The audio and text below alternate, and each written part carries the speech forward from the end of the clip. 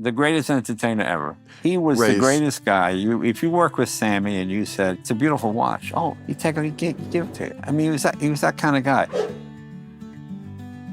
I think if I make $2.5 million, I'm entitled to blow maybe $5,000–$10,000 out of the year. If I feel like just going, whoopee out the window. Yeah. Well, where are you going to do that next?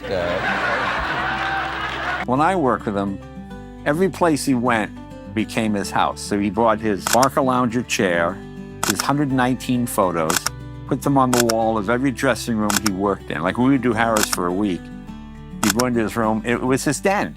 When he was with the Will Masson Trio, he's always been a performer since he was a little kid. So you lived on the road. You're like gypsies, you know, that was your house. So you brought all your personal things with you. When I was a young kid, my father, my dad took me on the road. And as the train left New York City, I remember asking him, where are we going, Daddy? Put his arm around me and he said, we're going into show business, son. I'd like for you to meet the man who really kept his word. My father, Sammy Davis Sr. Sammy Davis lived that kind of life, drank, drugs, you know, and lived to 64. And I used to say, give me 64 Sammy years. I can't be hypocritical. As much joy as I got out of lighting a cigarette and doing the jokes. You have signs in your dressing room, please smoke. Yeah. So what am I going to say now because it happened to me? Of course it's dumb, Larry. But I love the gestures with it. You know, the moves you can make with it. What do you do now?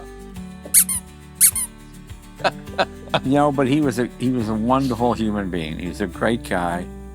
He just remember him hugging Nixon, and then at the time he was... Yes, he was ostracized. But you also had Black Panther. It was very big on college campus and stuff at that time.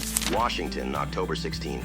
Sammy Davis Jr. was repeatedly booed 2 weeks ago at the annual Black Expo in Chicago, and a record shop owner here in Washington has stopped selling the entertainer's recordings.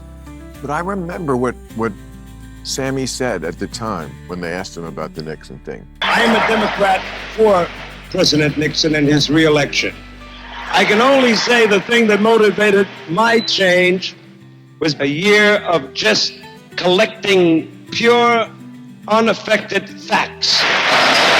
As opposed to the virtue signaling and the stuff that they do just to make themselves feel better. That attitude, that idea, I admire so much.